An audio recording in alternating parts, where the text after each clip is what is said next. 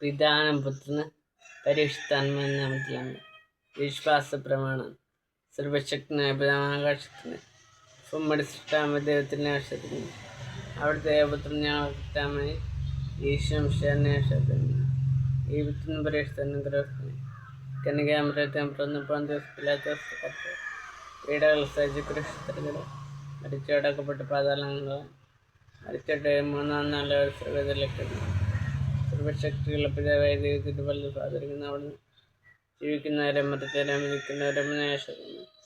പരിശുദ്ധാത്മാവിനെ ആശ്രയിക്കുന്ന വിശുദ്ധ കത്തോലിക്ക സഭയിലെ പുണ്യമന്റെ അയക്കുന്ന പാപങ്ങൾ മോചനത്തെ ശരീരത്തിൻ്റെ ഒരു നിത്യമായ ജീവിതത്തിൻ്റെ ആശ്രയിക്കുന്നു.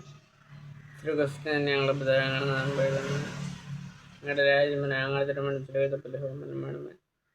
അന്നു വേണമെന്ന് അറിയുന്നതിന് ഞങ്ങൾക്ക് തിരുമണ ഞങ്ങൾ തെറ്റ് ചെയ്യുന്നവരോട് ഞങ്ങൾ ക്ഷമിക്കുന്നു. ഞങ്ങൾ തെറ്റ് ഞങ്ങൾ ക്ഷമിക്കും. ഞങ്ങളുടെ പ്രലോഭനത്തിൽ ഉൾപ്പെടുത്തരുത്, തിന്മയെന്ന് ക്ഷമയാണ്. നന്മ കർത്താവ് സ്ത്രീകളെല്ലാം അങ്ങ് അനുഗ്രഹിക്കപ്പെട്ടവരാണ്. ഞങ്ങളുടെ ദൃഢ ഈശോ അനുഗ്രഹിക്കപ്പെട്ടതാണ്. പരിശുദ്ധ തമ്പുരാൻ്റെ പാപികളായ ഞങ്ങൾക്കെതിരെ ഇപ്പോഴും മരണസമയത്ത് തമ്പുരാനോട് അപേക്ഷിക്കുന്ന ബൈബിൾ വാക്യം. മത്തായി എഴുതിയ സുവിശേഷം 8-ാം അധ്യായത്തിൽ നിന്നും 26-27 വാക്യങ്ങൾ. അവൻ പറഞ്ഞ്, അല്പവിശ്വാസികൾ, നിങ്ങൾ എന്തിനു ഭയപ്പെടുന്നു?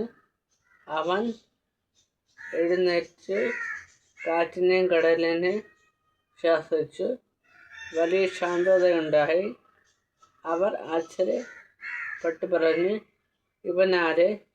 കാറ്റും കടലും പോലും ഇവനെ അനുസരിക്കുന്നുവല്ലോ.